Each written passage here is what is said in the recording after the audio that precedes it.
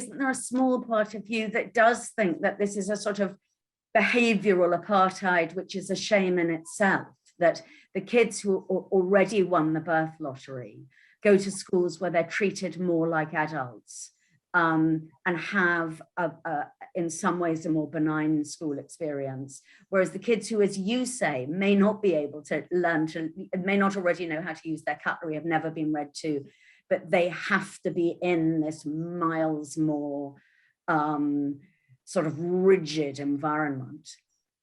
Well, because you're seeing rigidity as something that's horrible, and I don't. Our children are very happy and they feel loved. And actually, I feel very sorry for those children in the private schools. I look at those private schools and think, gosh, they could be so much better. I mean, they could be so much better, and they could be pushing the kids so much more and teaching them so much more. I often feel sorry for children in these schools because they've got to depend on their parents to hire tutors for them because they're not being taught properly in their lessons. They have to depend on their mums and dads to take them to the museums and so on. Now, our children aren't going to get that at home, so we've got to make up for that in the lessons. So we have no time to waste. We have got to spend that lesson time efficiently. The private schools can be a lot more relaxed about that because somebody's going to make up for their inefficiencies in the classroom, so it doesn't really matter. I don't see their learning as being creative at all. I think their learning is stunted, actually. And I think if private schools were doing their jobs properly, the children would be learning far more than they actually are. In fact, what they do is they turn out with 7s, 8s, and 9s, and I sort of think, well, why aren't you getting, you know, far beyond that? And they're not, you know, because they're not doing that great a job, actually. I mean, the fact is that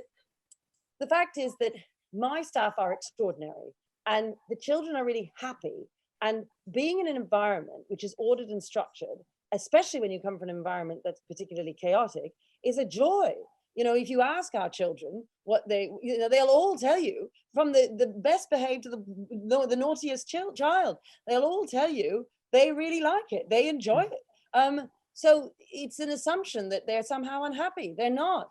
Children like order, and I would argue that for any parent knows this. Any parent at home knows that children who have a dinner time, they sit down and they sit around the table and they eat with their parents at the same similar time, and they expect certain types of food that come out, and they know how it's served out, and they know they're expected to have a conversation. They go to bed at a particular time.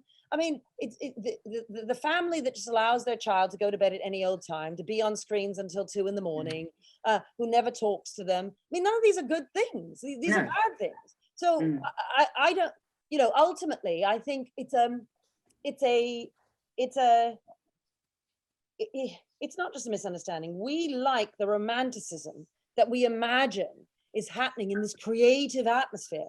Creativity comes from structure. When children are in an environment which is predictable, which is safe, that is when they can push the boat out. That is when they can think outside the box.